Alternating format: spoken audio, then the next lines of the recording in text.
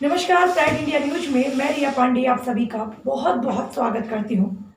तो चलिए रुक करते हैं कुछ बड़ी खबरों की तरफ, जिसमें हम आपको दिखाते हैं हर क्षेत्र से जुड़ी कुछ ताज़ा खबरें, कुछ बड़ी खबरें।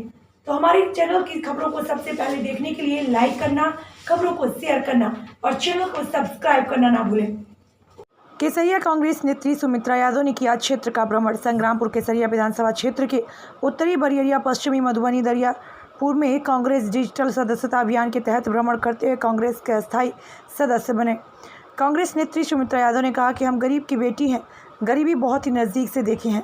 इस मौके पर वीरेंद्र दुबे, उपेंद्र दुबे, गुड्डू दुबे, लियाकत अली खान, हैदर अली खान, फरहान अली खान, नंदू राम, श्याम प्रवेश राम, नसरुद्दीन अहमद, आफ्ताब आलम, अशोक दुबे, हरिकांत पांडे आदि ने कहा कि कांग्रेस नेत्री सुमित्रा यादव द्वारा बाढ़ से लेकर इस कोरोना जैसी महामारी में भी डोर टू डोर भ्रमण कर रही हैं और आम जनमानस की सेवा कर रही हैं। मानव सेवा ही दुनिया में सबसे बड़ा सेवा है, इससे बड़ा कोई सेवा नहीं है। कांग्रेस पार्टी हमेशा देश की सेवा किया और जो देश के लिए कुर्बानी दिया है उसका मुकाबला कोई नहीं कर सकता।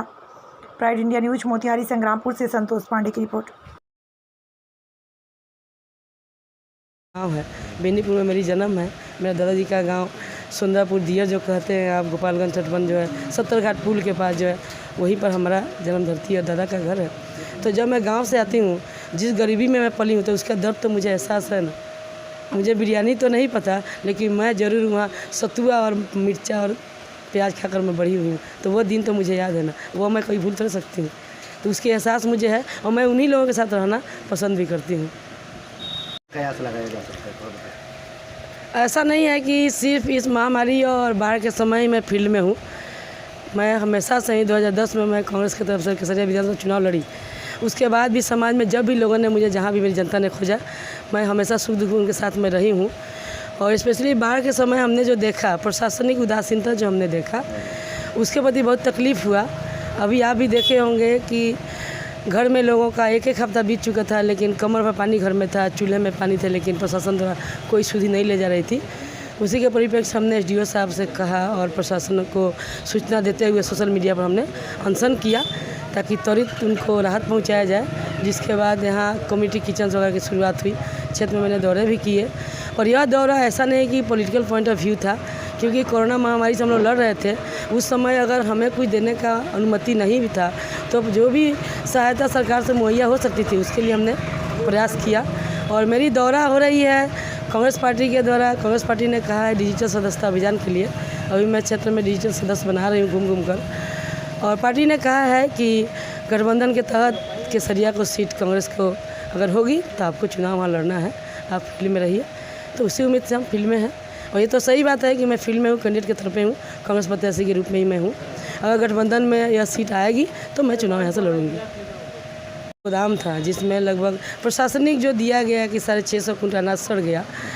तो हमें ये उदासीनता समझ में नहीं आया कि जब प्रशासन शुरू से ही बाढ़ के शुरुआत के पहले 2-3 महीना पहले जिला से भी बैठक होती है, प्रखंडों में बैठक एडीओ साहब करते हैं, जो शुरू से ही इन्हें हिदायत दिया जाता है कि जो लो लैंड प्लेस है, लो लैंड प्लेस को मैंने सुरक्षा देना है। वहाँ अगर कोई चीज़ बर्बाद होने वाला हो उसको सुरक्षित स्थान पर पहुँचाना है, ताकि किस परिस्थिति में इस भूखमरी के समय जहाँ जनता एक एक कण के लिए, एक एक दाना के लिए तबाह है, उस समय इतना अनाज खदान सड़ गया, किसकी मैंने गलती से हुई।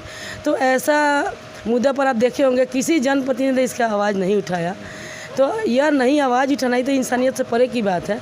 और इसमें मैं यह नहीं देखती हूँ कि को इसके लिए दोषी है नहीं है, लेकिन मेरी यह हमेशा डिमांड रही है कि अगर जो दोषी हैं उन पर कार्रवाई होनी चाहिए, छारे से 6। और उसके बाद मैंने प्रशासन को सूचना भी दिया। मैंने जिलाधिकारी महोदय को भी लिखा सोशल मीडिया के माध्यम से कि इन पे जांच हुई है, रिकवरी की बात हो रही है, अगर कार्रवाई नहीं होगी तो मैं अनशन में धरना पर बैठूंगी। और मेरे द्वारा मैंने धरना पर भी मैं बैठी उसके बाद। और उसके बाद गोदाम मैनेजर अपने परिणाम से दिखाई, गोदाम के मैनेजर जो है सस्पेंड हुए, एजीएम सस्पेंड हुए। और यह एक तरह से शिक्षा मिलनी चाहिए लोगों को कि इस तरह की गलती की पुनरावृत्ति नहीं हो। यह खदान किसी व्यक्ति की नहीं थी, वह खदान जनता का था और जनता का खदान के लिए किसी ने आवाज़ नहीं उठाया। मैं यह कहना चाहती हूँ कि जो भी लोग कैंडिडेट हैं फील्ड में, चाहे जो भी लोग राजनीति में हैं, क्या सिर्फ वोट पाने के लिए ही राजनीति हम लोग करेंगे? अगर जनता का हक की मारामारी कहीं हो रही हो, कहीं अन्याय हो रहा हो, क्या उसका आवाज़ उठाने के लिए हम लोग नहीं हैं? तो मैं यह सोच करके न्यूट्रल पोजीशन में पब्लिक के लिए जो सही है, अगर मेरे द्वारा आवाज़ उठाया हुआ कोई भी पॉइंट गलत है तो आप हमको बताइए कहाँ मैंने गलती किया। मुझे जहाँ अन्याय दिखाई देती है मैं वहाँ बोलती हूँ। केसरिया विधानसभा के साथ साथ अनेकों जगह कांग्रेस नेत्री सुमित्रा यादव को लोग झांसी का रानी कहते हैं, आप ऐसा क्यों? यह तो जनता ही बताएंगे, ये मैं क्या कहूँगी। तो मेरे लिए सौभाग्य की बात है कि मेरे बारे में लोग ऐसा सोचते हैं, और ये उन्हीं के, यह मेरा कोई देन नहीं है, यह जनता का ही देन है। मैं जहाँ भी जाती हूँ मैं यह नहीं सोचती हूँ कि मेरे लिए कौन है, मैं जहाँ भी देखती हूँ, जिस तरफ देखती हूँ, मेरे लिए सभी लोग आके मेरे सपोर्ट में खड़े हो जाते हैं। किसी पॉलिटिकल पॉइंट ऑफ व्यू नहीं, मेरे अपने व्यक्तित्व हो या मेरा जो जनता के लिए जो प्यार है, चाहे उनके लिए जो मेरी लगाव है, तो वो समझते हैं कि यह कम से कम जब बोलेगी, जहाँ रहेगी तो साथ देगी, इसीलिए सभी मेरे साथ रहते हैं। ऐसा उन लोगों का धारणा होगा।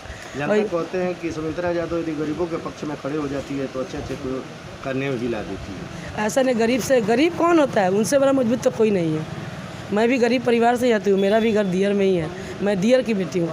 मैं दिल्ली और बम्बई में नहीं रही हूँ, मेरी एजुकेशन बेशक नॉर्थ ईस्ट में हुआ है, लेकिन मैं हूँ, मेरा पैदाइशी दियर से ही है। यहीं आपका केसरिया ब्लॉक का जो